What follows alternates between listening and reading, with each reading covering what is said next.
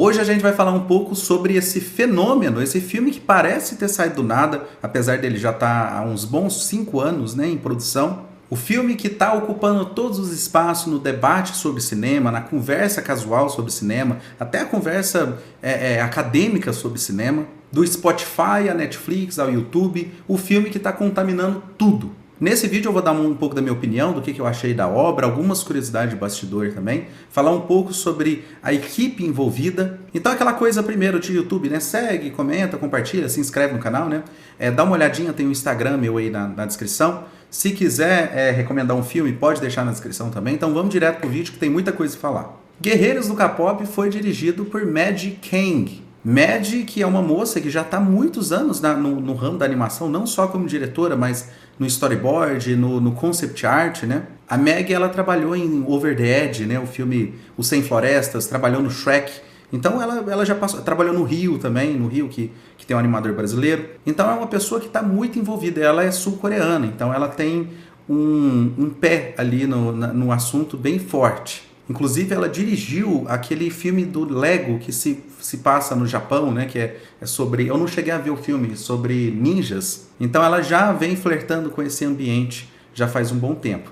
E também na equipe a gente tem um produtor musical que eu acho impressionante, a gente deveria falar um pouco sobre isso, que é o Marcelo Zarvos. Marcelo que deu aula para Tom Jobim de piano, trabalhou com Supla, né? É um produtor brasileiro. Ele não produziu todas as músicas, né? Tá mais no score ali, na música instrumental ali no final do filme. Então é uma coisa que a gente tem que deixar claro. Esse filme tem composição de um artista brasileiro. É impressionante, é fantástico isso. E claro, a gente sabe que as músicas são sensacionais, isso eu não vou nem entrar nesse mérito. É um grande tributo, não só ao K-pop, mas à música em geral. A própria Maddie, ela fala que uma das ideias dela para esse filme era mostrar o poder da música. Ou seja, a capacidade que a música tem para resolver problemas, para curar pessoas, para se livrar de problemas, de amarras. Então é como se fosse uma grande mágica a música, né? Então não é um filme que apenas surfa na ideia de ter o K-pop como centro da atenção. É claro que aproveitam disso pela popularidade, etc. Mas não é esse o grande charme do filme. O grande charme do filme está realmente na temática música como cura. E mais interessante disso é como a animação ela vai flertar com algum ideal crente. Olha que louco, né? Parece loucura comparar o ideal crente. Mas o ideal crente, ou os evangélicos, né? Eles realmente acreditam que dependendo da música que você ouve, que você coloca dentro da sua casa, você pode estar abrindo portas para coisas ruins acontecerem. Então existem cenas nesse filme que mostram muito isso, né? A pessoa está consumindo uma música e apenas esse fato abriu um portal atrás dela onde ela pode ser sugada, a sua alma pode ser sugada. Então o ideal crente está ali, né? Então a gente tem mão do Ocidente no roteiro desse filme e fica muito claro. Isso não é problema nenhum, eu acredito que isso inclusive deixa o filme muito mais acessível para o público ocidental. Não é um filme apenas para gente que gosta do K-pop, da ideologia e do universo oriental. Tanto que algumas músicas se assemelham muito com o pop daqui, né? O pop América, que é Katy Perry no álbum White Horse da vida. Então tem uma variação muito boa de subgêneros ali. Mas vamos falar um pouquinho de bastidor. Vamos lá.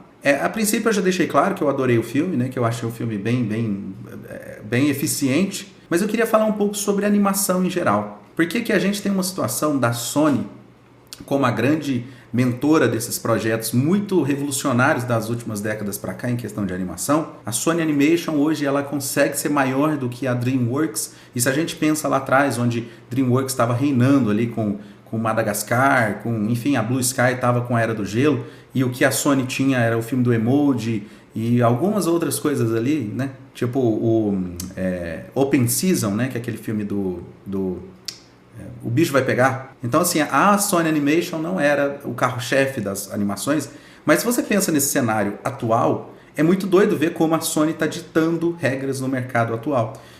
A DreamWorks hoje copia o estilo de animação com Gato de Botas, por exemplo, do que eles fizeram no Aranhaverso. Então a Sony hoje ela é a grande produtora de de animação, mas eu diria que a Disney nesse momento. A gente tem que lembrar que a Disney hoje ela se safou de um grande problema no rombo orçamentário com Elementos apenas por causa do marketing pós-lançamento. O filme Elementos foi uma tragédia de lançamento. Eu não sei se vocês lembram dessa fase. E até hoje, dependendo de onde você está no YouTube, você vê propagandas de Elementos em alguns momentos.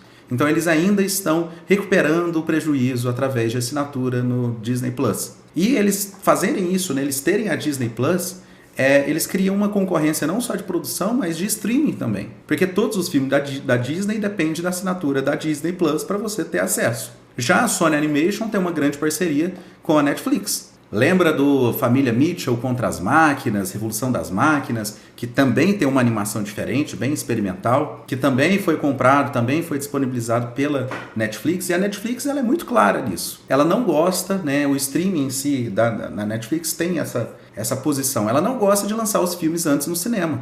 É uma posição dela, ela não lançou Dois Papas, apesar de estar querendo concorrer ao Oscar com Anthony Hopkins. Existe um sonho da Netflix de ganhar Oscar, né? E escreve o que eu tô falando.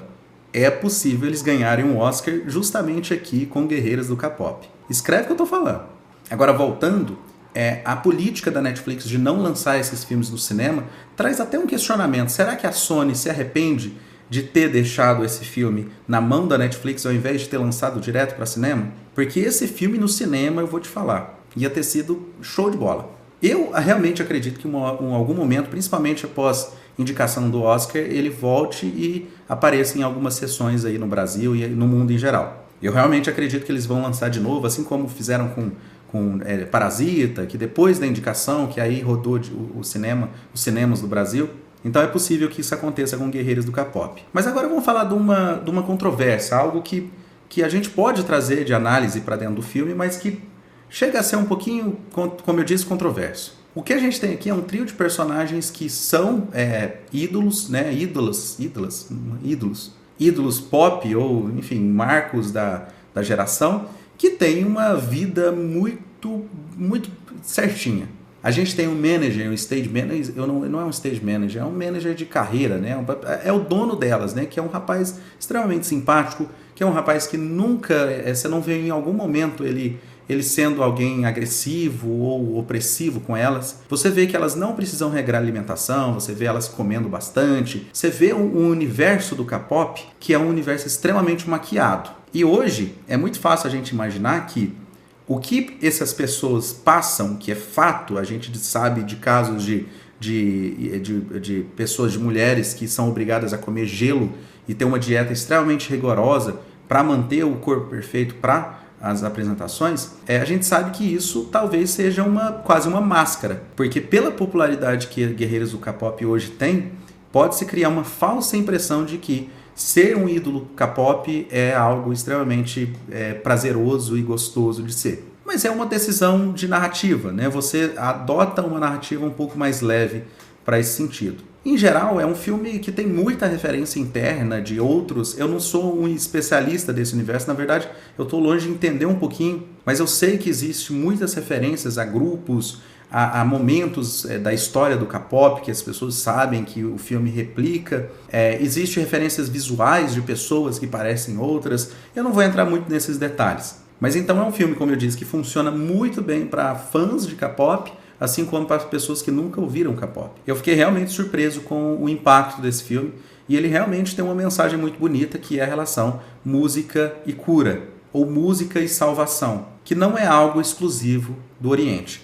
Então é isso, minha crítica a Guerreiros do K-pop é essa. Eu realmente acredito que hoje a Disney se estabelece como um carrasco, que, não sei se vocês viram, teve um pronunciamento que ela diz que, olha, a gente faz muita sequência, o cinema está em decadência porque o público não gosta de ver coisa nova. Guerreiros do K-pop está hoje aqui e a gente está falando disso hoje como uma prova que não é as pessoas os culpados, o público é os culpados do cinema tá cheio de reboot, remaster e sei lá o que. A gente prova com toda a força com Guerreiros do K-pop que o público está muito disposto a ver coisa nova, a ser apresentado a personagens novos e ter histórias completamente novas. A gente não é apegado, eu acho que isso é muito mais um viés de produtora, no sentido de, olha, vamos garantir é que, sei lá, Pequena Sereia 2 vai garantir muito mais orçamento do que bilheteria do que um filme que saiu do zero, igual Hélio. A culpa não é que Hélio é um filme ruim, é porque o povo que não gosta de ver coisas